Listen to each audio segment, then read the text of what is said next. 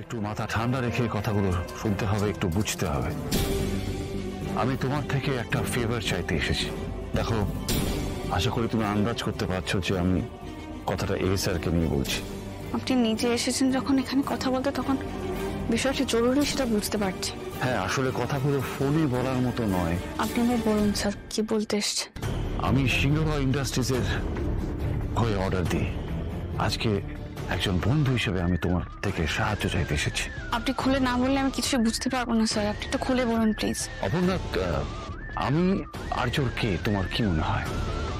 বন্ধু, যে সবসময় ছায়ার মতন আর্য স্যারের সঙ্গে থাকে। রক্ষক।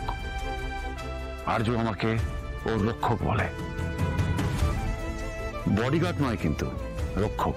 ওর গায়ে যাতে একটা বিপদের আঁচও না লাগে, ওকে সবসময় রক্ষা করা আমার কর্তব্য, আমার দায়িত্ব। আমি এতগুলো বছর ধরে আর্য সিংহ রায় নামের এই দুর্গটাকে একটা কাঁটা তার দিয়ে জড়িয়ে রেখেছিলাম, কিন্তু অপর্ণা আজকে ওই দুর্গে ফাটল ধরেছে, চির ধরেছে। আর আমার ভয়, ওই ফাটল যদি একবার বড় হয়, ওখান দিয়ে যে কোনো সময় বিপদ ঢুকে সোজা আর্যর কাছাকাছি চলে আসবে, আর আমি সেই ঝুঁকিটা নিতে পারবো না। আপনি ঠিক কি বলতে চাইছেন স্যার, একটু পরিষ্কার করে বলুন না, তাহলে একটু বুঝতে সুবিধা হয়। তুমি বুদ্ধিমতী, আমি জানি তুমি সবটাই বুঝবে, সেটা আমার বিশ্বাস।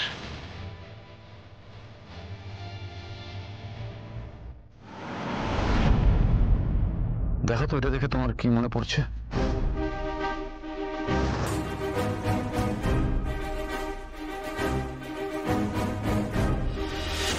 আমি জানি এই দিনটা খুব মেমোরেবল তোমার কাছে। তোমরা খুব ভালো সময় কাটিয়েছিলে। কিন্তু এই ছবিটা আপনার কাছে এলো কি করে? মানে অপর্ণা, একটা কথা বলো তো, সেদিনকে ক্যাফে থেকে তোমাকে হঠাৎ করে আর্য বাইরে বার করে কেন নিয়ে গেল, সেটা কি তুমি একটু আন্দাজ করতে পারছো? আমি জানি না অপর্ণা, সেদিনকে তোমার না আর্যর কার ভাগ্য এত ভালো ছিল, কিন্তু সেই ভাগ্যের জোরেই একটা মারাত্মক বিপদ থেকে তোমরা রক্ষা পেয়েছো সেদিনকে। তা না হলে আজকে আর্য বেঁচে থাকতো না। আর্য একজন রিনাউন্ড বিজনেসম্যান। ওর যেমন অনেক ফলোয়ার্স রয়েছে, সেরকম অনেক শত্রু রয়েছে, যাদের মেইন মোটিভ আর্যর সর্বনাশ করা।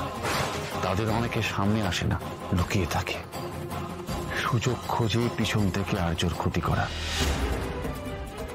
এক সেকেন্ড, তাদের ফ্র্যাকশন অফ আ সেকেন্ড যদি দেরি হতো,